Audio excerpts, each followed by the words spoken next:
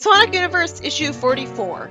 We start out with Ixis underground saying that his brainwashing spell will also let the Order of Ixis arise anew, which Mammoth Mogul in the future said happened already, so does this mean that Silver prevents that? Which Jeffrey sarcastically saying that's splendid. The council finds itself locked out of the Royal Military HQ, and when Chuck complains that they wouldn't have this problem if Nicole was here, Hamlin says that he shouldn't worry because the vote to exile was unanimous, as if that's any consolation at all. At least they all look sad about it. Vanilla and some other civilians are confused at the council being locked out of the building, preventing them from ratifying the new constitution. You'd think this would immediately get everyone against Ixis. Who else would they suspect? Larry thinks about how this keeps them out of harm's way, and hopes his bad luck will keep working in the right direction. Jeffrey lies to Ixis that he found nothing of the people who spied on him, and smiles genuinely, feeling good about doing the right thing there. The Secret Freedom Fighters burst into Ixis' room, getting him out of doing the spell, and Shard taunts him about how he's retreating. Jeffrey fights off Lyko and her sister, saying that he's too busy to get Ixis' wand, and Audience wonders where Director Who got all those explosives for him. I hope we find out. That seems suspicious. Ixis uses his elementary sorcery to control the earth and the floor, saying that he doesn't need his Chaos Emerald staff to defeat them. If that's the case, then why didn't he just destroy the Battle Lord then?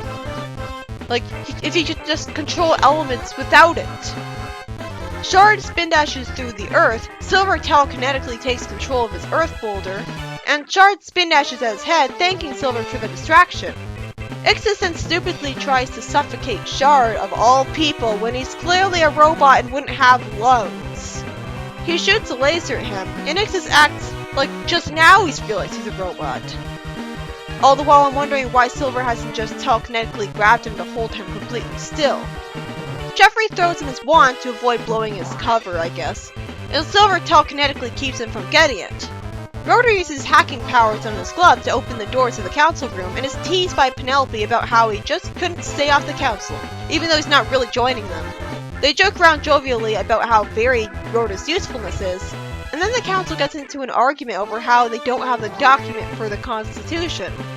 Larry says spying on them that this is what he wants, and now everyone can go home and look for it. How did they not hear him? Jeffrey says he knows when he's being distracted, and fights with Elias with his wind powers? It's hard for me to tell what's going on in these panels. Close-ups and stuff. Jeffrey taunts Elias about how he used to have him wrapped around his finger. Why would you say that? Like, first Flynn shows him being regretful, and then he's acting like a stereotypical villain? Cream finds the Constitution for Penelope, saying that the envelope's addressed to Rosemary, who says she must have left it at her house when they had dinner the other night. Why would she ever bring it there?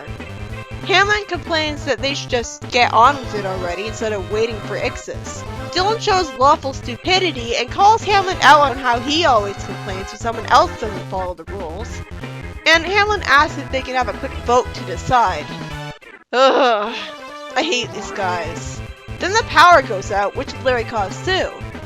Silver uses his telekinesis to turn Ixis' wind and water against them, rather than just grabbing Ixis himself, and says that Enerjack was way stronger than him.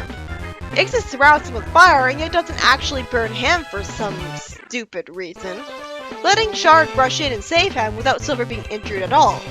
That was hard to believe. Shard shoots a laser at the green emerald on the altar, and the twins attack Ixis. Jeffrey smirks that they really should have had the sense to do that from the start, causing Silver to send him telekinetically into a wall, insulting him for judging them at all. The heroes leave with Silver's telekinesis and set off an explosion, and Ixis begs Jeffrey for help, surrounded by fire and buried in the rocks. Jeffrey naturally leaves him there, so yes! Good writing! Ixis creates a crystal wall to keep the heroes from escaping. Wait, if he's buried in the rocks, why can't he just control the rocks with earth power and escape? And Shard refuses to be buried alive again, saying to Silver to grab the others as he's making them an exit with his spin dash. Elias says that they have to make it back to the base without being seen, and we see Jeffrey near some crystals being yelled at by Ixis. He says that he went to chase down their enemies while trapped in crystal. He tells the violent-feeling Ixis unnecessarily that he could play for sympathy, say that he was investigating the instability of the ground below and was caught in a cave-in, and it saved the city from collapse as a result. I guess he was lying to save his own skin, considering that Ixis grabbed the Chaos Emerald staff and went from trying to punish him to freeing him from the crystals. Besides, for all Jeffrey knows, Ixis actually going violent on the city would have destroyed it and everyone in it. Even if it would have gotten him kicked out and not wanted to be a king anymore. Jeffrey says looking resentful that he lives to serve. Well, he probably had no choice to save his own life, and it'd be a waste if he got killed off with those powers. There's narration angsting about how they have to be secret freedom fighters, ending off with us seeing Shard staring sadly at Sonic having fun with his family, probably really sad that he doesn't have a family of his own. This will never be resolved, by the way. We're never going to see Sonic being buddies with Shard, and Sonic's parents, like, being nice and accepting of Shard. Not even Uncle Chuck is ever going to like him. Meanwhile, the owl says to Silver that he's compared the entries of Antoine's, both the one from the present and from Silver's future, and he took into account everything he told him and applied it to all the profiles he has on file. Instead of explaining at all why Antoine's diary had incriminating lines making Silver think he was the traitor, and instead of explaining the newspaper as being from another dimension or something, we just see the owl tell him that Sally is the traitor because they ruled out Sonic, Antoine, and Rotor, while totally ignoring all the other freedom fighters like Tails and Amy. This is insensitive of him to do considering what happened to Sally. This issue is by Ian Flynn, and this is about Ixis' plan to brainwash the council being ruined because the secret freedom fighters had Shard finally destroy the emerald thing he was using. And Jeffrey lampshades that they should have done that in the first place, making their whole fight seem like padding after the fact. Not to mention the fact that Silver should just telekinetically grabbed and held still Ixis from the start. Then Jeffrey seems to leave Ixis to be burned and crushed to death in a cave-in, only to get trapped with him, and be forced to give him a lie to make him think he saved the city from a cave-in, all to save himself from dying with him. That was exhausting. Why couldn't Ixis be killed off there, since the Ixis thing is never going to be properly resolved anyways? It's pretty tragic that the secret freedom fighters have to go uncredited for stopping Ixis' big plan.